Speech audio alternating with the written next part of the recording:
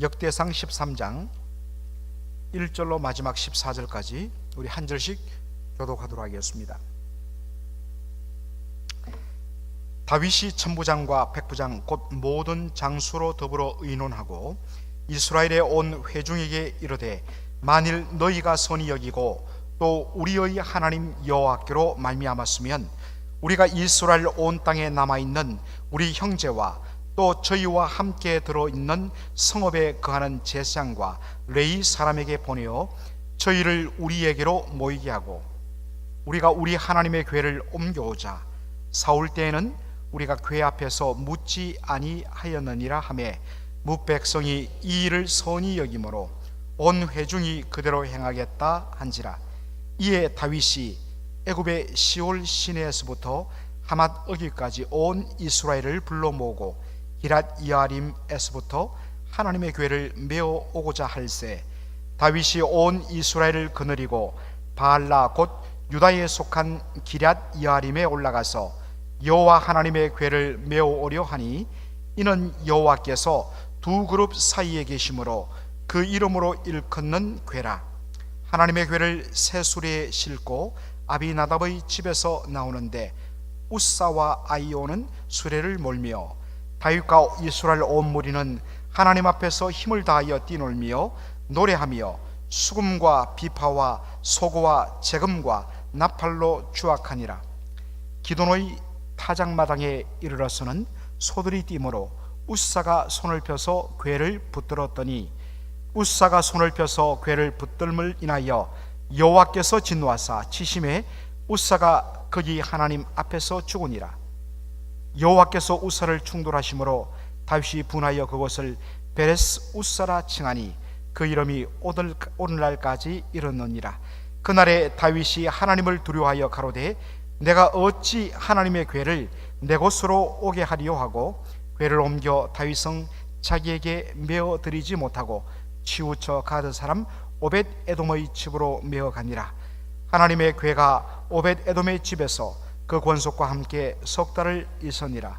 여호와께서 오벳 에돔의 집과 그 모든 소유에 복을 내리셨더라. 아멘.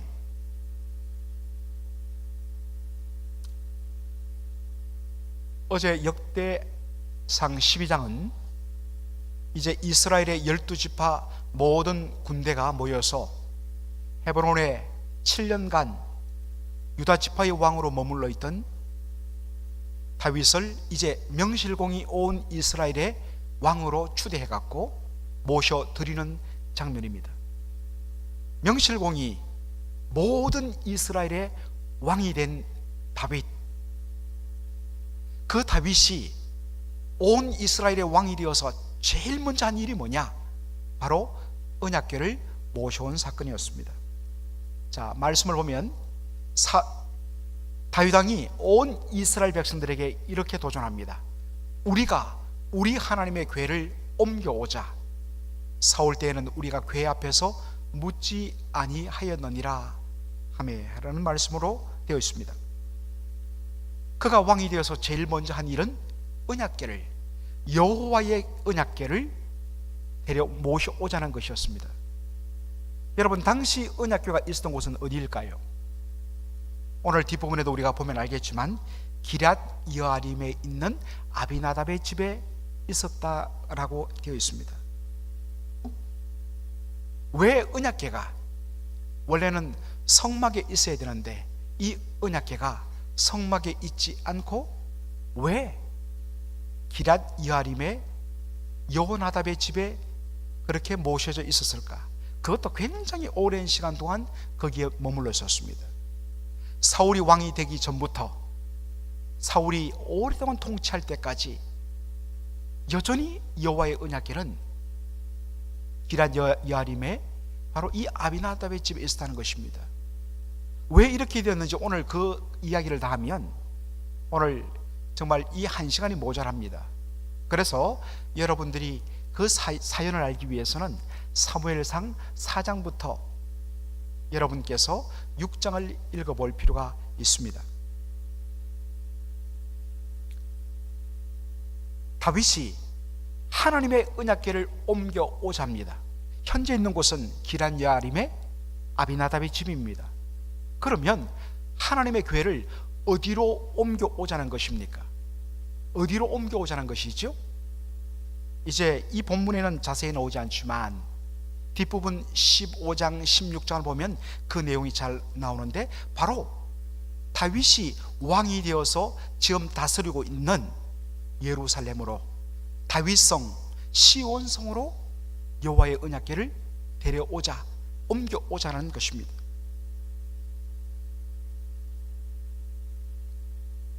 여러분, 여기서 우리는 질문을 던져야 됩니다. 왜 다윗이, 그가 온 이스라엘의 왕이 되어서 최초로 한 일이 언약궤를 옮겨오는 것이며, 왜 언약궤를 바로 이스라엘의 수도 다윗 왕이 다스리는 예루살렘 다윗성으로 모셔 오려고 했는가? 여기에 우리는 이유를 물어야 되는 것입니다. 자, 이것을 알기 위해서는 특별히 역대상 13장에 보면 여호와의 언약궤가 무엇인지를 설명해 주는 표현이 나옵니다. 자, 6절 한번 보죠. 다윗이 온 이스라엘을 거느리고 바알라 곧 유다에 속한 기앗 여아림에 올라가서 거기에 여호와의 언약궤가 있었기 때문에 여호와의 언약궤를 메어 오려 하니, 이는 여호와께서 두 그룹 사이에 계심으로 그 이름으로 일컫는 궤라. 언약궤가 뭐냐? 여호와 하나님의 언약궤, 이것을 모셔오려 하는데 이게 뭐냐 했을 때, 이는 여호와께서 두 그룹 사이에 계심으로 그 이름으로 일컫는 궤라. 자, 여러분, 언약궤 이런 모형으로 지금 만들어 놨는데, 바로 성막 속에, 바로 지성소에 조각목 아카시아 나무로 그렇게 궤를 짜고 그 안과 밖을 정금으로 완전히 이렇게 덮어 씌운 그 언약궤.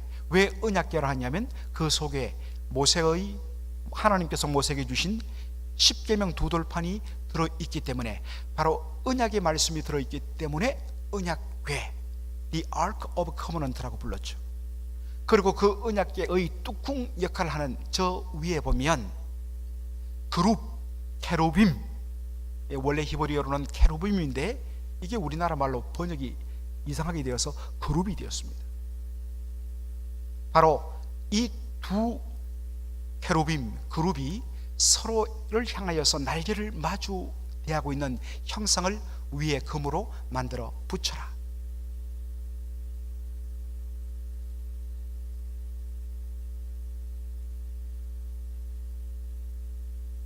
그런데 이 언약궤 저 위에 이 천군 천사가 날개를 펼쳐서 서로 마주하고 있는 저런 모양을 만든 이 언약궤,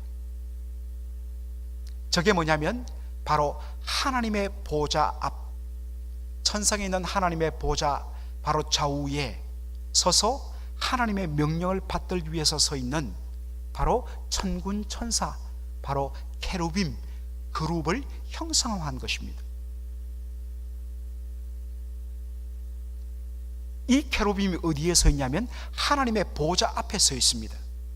여러분, 보좌는 뭘까요? 보좌는 왕이 앉아서 나라를 다스리는 왕의 자리입니다. 보좌에 앉았다는 것은 바로 보좌에 앉으신 이가 왕이요, 그가 자신의 나라, 자기의 백성을 통치하고 다스린다는 의미가 되는 것이 바로 보좌입니다. 바로 하나님께서 그 위에 자정하시는 하나님의 보좌를 형상화한 것이 뭐냐? 언약궤예요. 그러면 하나님께서 무엇으로 다스리시는가? 바로 언약궤라고 그랬죠. 그 속에 뭐가 담겨 있다고 그랬습니까? 십계명 두 돌판이 담겨 있다고 그랬습니다. 하나님이 주신 하나님의 율법의 말씀으로 다스린다 해서 거기에 바로 십계명 두 돌판을 넣어둔 것이죠.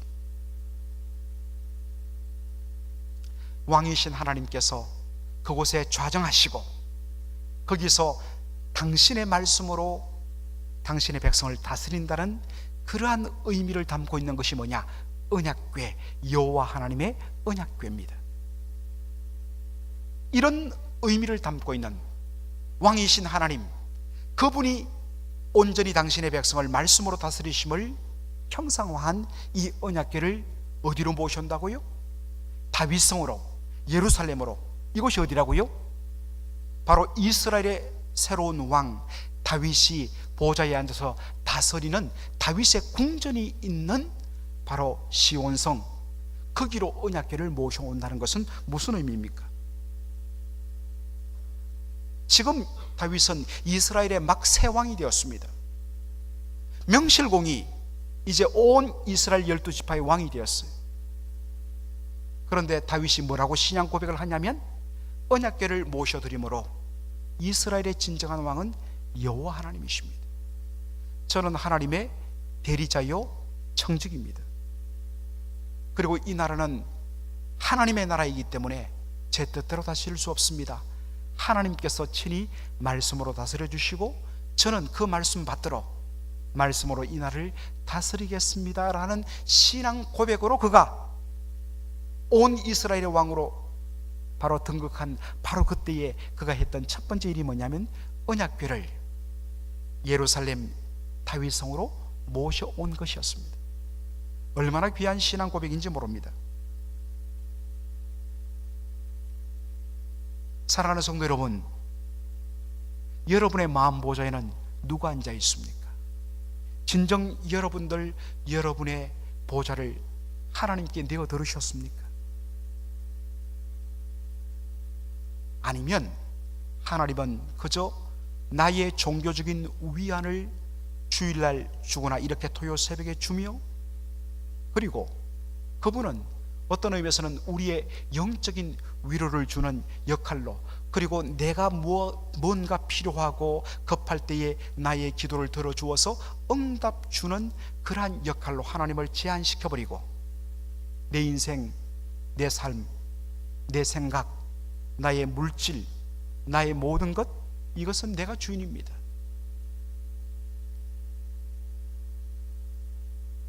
여러분 마음 중심에 모셔둬야 할 여호와의 언약궤가 지금 여러분 아비나답의 집에 방치되고 있지는 않습니까? 여러분의 삶의 자리, 주일 하루만 예배당에서 뿐만 아니라 여러분 월요일부터 토요일까지 여러분의 삶의 현장 속에서 여러분 언제나 여러분의 마음 중심에 하나님은 나의 왕이시요 나의 주시요 나의 하나님이십니다. 제가 하나님의 말씀에 다스림 받기를 원합니다. 그래서 시편 1편의 말씀이 있는 거죠. 주야로 여호와의 말씀을 즐거워하여 주야로 그 말씀을 묵상할, 하나님의 말씀을 가까이 하며 가까이 하는 이유는 뭐겠습니까? 바로 하나님께서 나의 주인이라는 신앙 고백 때문에 그렇게 하는 것입니다. 여러분의 심령 중심에 모셔드려야 할 여호와의 언약궤가 지금 어디에 있는지 여러분 다시 한 번 더 살펴보시기 바랍니다. 그런데 너무너무 좋았죠. 너무 고백이 멋졌죠. 세상에 이런 왕이 어디에 있습니까? 자기가 이스라엘의 왕이 되어갖고 한번 힘을 줘야 할 그때에 하나님이 우리 이스라엘의 진짜 왕이시다, 나는 그분의 종에 불과하다. 얼마나 멋진 고백이었습니까? 그리고 이스라엘의 모든 용사들을 다 끌어모아갖고 함께 일에 동참시켰습니다. 그리고 제사장과 레위인들을 동원해갖고 정말 하나님 앞에 한 걸음 뗄 때마다 예배하고 찬송하고 그 앞에서 기뻐 뛰놀고, 세상에 이러한 놀라운 신앙 고백은 없었지요. 그런데 문제는 어디에 있었는가? 바로 여기에 있었습니다. 역대상 13장 7절에 보니까 하나님의 궤를 새 수레에 싣고 아비나답의 집에서 나오는데 우사와 아히오는 수레를 몰며 라고 되어 있죠. 하나님의 언약궤를 어떻게 옮겨 왔다고요? 새 수레에 싣고. 이것도 참 어떤 면에서는 나름대로 정성을 다했죠. 하나님의 언약궤를 모셔오는데 옛날 저 농사 짓는데 비를 맞으면서 몇 년간 썼던 곰팡이 막 피고 벗겨진 그러한 수레 쓸 수 없어. 하나님의 언약궤를 모셔올 때 새롭게 만든 한 번도 써보지 못한 새 수레에 싣고 와야 된다. 정성을 들였습니다. 그래서 이 아비나답의 집 아들인 우사와 아효가 수레를 몰면서 이 하나님의 언약궤를 지금 모셔 드리는 장면이 나옵니다. 그런데 이것 때문에 문제가 생겼죠. 갑자기 소들이 뛰는데 이 뛰는 소를 막기 위하여 갖고 소 때문에 이 수레에 실었던 여호와의 언약궤가 막 넘어지려고 하는 겁니다. 이래서는 안 되지. 당연하죠. 저분 여러분 같았으면 안 그랬겠습니까? 저도 마찬가지예요. 당연히 붙잡았을 거예요. 여호와의 언약궤를 멸시해서가 아니라 넘어지면 안 되기 때문에 그것을 붙들려고 우사가 여호와의 언약궤를 딱 잡는 그 순간에 하나님께서 진노하여 그를 치심에 우사가 거기서 여호와 앞에 죽고 맙니다. 그래서 그 이름을 바로 베레스 우사라, 하나님께서 치셨다, 하나님께서 공격하셨다, 하나님이 분노해갖고 완전히 갈기갈기 찢으셨다 하는 의미의 베레스란 말을 붙여서 베레스 우사라고 그 땅을 이름하였다라고 성경에 되어 있습니다. 왜 하나님께서, 물론 제사장 외에는 그리고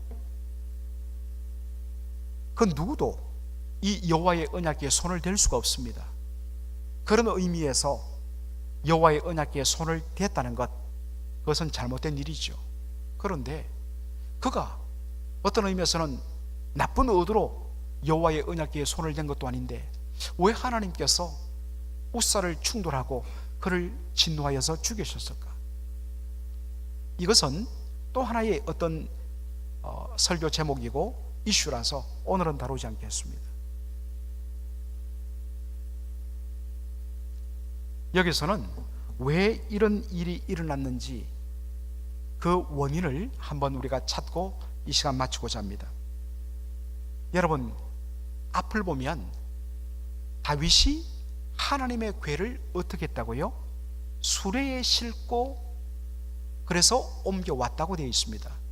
물론 우리 이 한글 성경 번역이 오늘 조금 아쉬운 게 많은 것이 여호와의 궤를, 언약궤를 메어오자는 말, 분명히 메어왔는데 왜 죽여? 라고 하는 분이 있는데 영어 성경 보면 그냥 가져왔다는 뜻입니다. 어깨에 메었다는 뜻 아니에요. 번역이 조금 헷갈리게 되어 있습니다. 첫 번째 문제가 생겼던 것은 여호와의 언약궤를 수레에 싣고 가지고 왔다 하는 것입니다. 자, 여러분, 신명기 10장 8절을 보면 하나님께서 모세오경에 군데군데 하나님이 말씀하셨지만 제가 오늘 신명기 10장 8절만 소개하는데 하나님께서 이렇게 말씀하십니다. 여호와께서 레위 지파를 구별하여 여호와의 언약궤를 메이며 라고 되어 있습니다. 반드시 이 여호와의 언약궤를 옮길 때는 레위 지파가 어깨에 메어서 그렇게 모시게 되어 있습니다. 바로 이것을 어겼다는 거죠. 하나님의 말씀을 어겼다는 거죠. 어떻게 언약궤를 옮기라고요? 여호와의 언약궤를 어깨에 메어서 옮기라고 되어 있습니다. 여러분, 왜 여호와의 언약궤를 어깨에 메고서 옮겨야 할까요? 왜 하나님께서 그렇게 명령하셨을까? 여러 가지 많은 주장이 있습니다. 제가 성막 강의 시간에 여러분께 이 부분에 대해서 말씀을 드렸는데 오늘 다시 한 번 더 말씀을 드리겠습니다. 여러분, 이 장면을 한번 보시기 바랍니다. 우리는 연하면 그냥 하늘에 날리는 연을 떠올리기 십상인데 이 연이란 것은 왕이나 왕비가 타던 가마를 가리키는 한자가 연입니다. 이 연이라는 한자가 굉장히 재밌는데 위에 이 산의 부자, 지아비 부자가 두 개가 있고 아래쪽에 술의 거자가 있습니다. 수많은 바로 장정들이 함께 드는 가마를 가리킬 때 쓰는 단어가 연입니다. 이 조선시대에 바로 조선시대 왕이 타던 가마가 연이죠. 지금은 뭐 그냥 재연을 했기 때문에 그저 한 10사람 정도가 하는데, 보통은 한 40에서 50명의 바로 군사가 복정을 하고 저것을 들고 그 위에 왕을 모시고 어깨에 메고 그렇게 행진하게 되어 있습니다. 그러면 왕이 연에 타고 높이 들려갖고 왕이 행차할 때에 그 앞에 만백성은 엎드려 왕을 높이며 왕에게 충성을 다하는 그런 장면이 연출되곤 하죠. 언약궤는 뭐라고 그랬습니까? 언약궤는 보좌에 앉으신 하나님께서 말씀으로 당신의 백성을 다스림을 상징한다고 했습니다. 그러므로 그 언약궤를 어깨에 맨다는 것은 하나님이 우리의 왕이시다, 그 앞에 엎드려라, 그 앞에 순종해라, 하나님이 진짜 우리의 왕이시라는 것을 고백하는 행위가 뭐냐? 언약궤를 어깨에 메고 모셔드리는 것입니다. 그런데 이것을 어겼기 때문에 하나님께서 우사를 충돌하고 우사의 생명을 하나님께서 거두신 것입니다. 사실 오늘 본문 말씀은 굉장히 우리로 하여금 어떤 의미에서는 부담이 가는, 하나님의 말씀 단 한마디만 어겨도 우리가 죽는가? 여러분 그렇던가요? 그렇다면 이 자리에 지금 오실 분들 한 분도 없어요. 저도 이 자리에 설교할 수 없어요. 그런데 우리는 수시로 범죄하고 수시로 넘어지는데도 여전히 우리는 살아있어요. 하나님께서 새로운 시대를 여실 때에, 하나님께서 새로운 시대를 여실 때에 하나님의 말씀에 대해서 특별하게 시범 계시로 엄격하게 적용시키시는 것을 우리가 보게 되죠. 그런 차원에서 우사의 충돌을 우리는 이해할 필요가 있고요.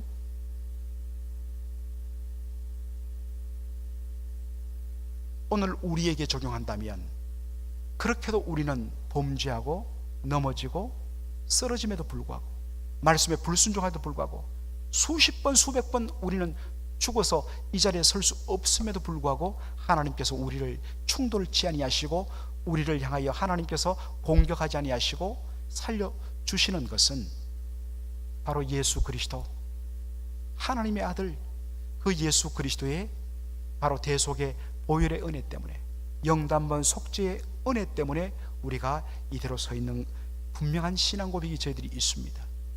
또 하나, 오늘 이 말씀이 저와 여러분에게 주는 강력한 도전은 무엇입니까? 아무리 의도가 좋고 목적이 선하다 할지라도 그 과정과 그 모든 수단과 방법도 하나님의 뜻에 합당해야 된다는 것입니다.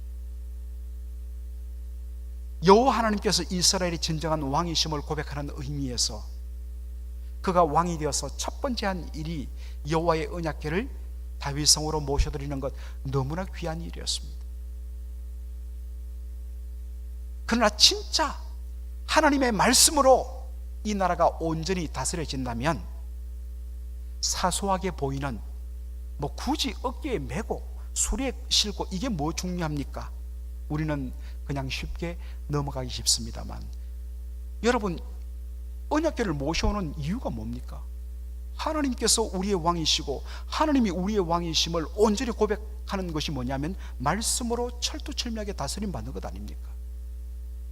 그 자리에서 하나님의 말씀과 다르한 모습으로 간 것에 대해서 하나님께서 거부하시는 것입니다.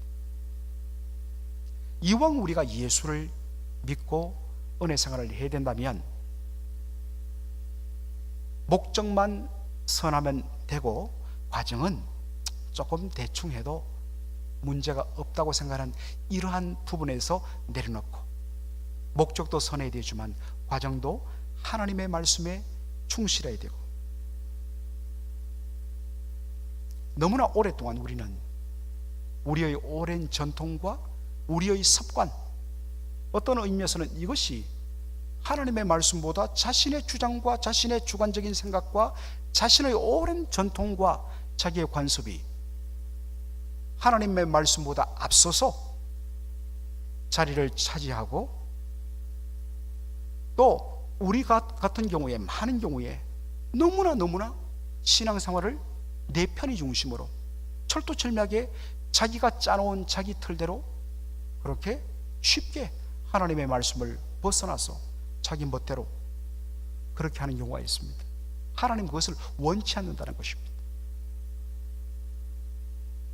다시 한 번 더 이 말씀 앞에서, 이 엄중한 말씀 앞에서 두렵고 떨림으로 진정 나는 하나님을 진정 내 보좌에 모시고 그분을 진짜 왕으로 그렇게 가마에 태우고 그분의 행차 앞에 무릎을 꿇고 있는가?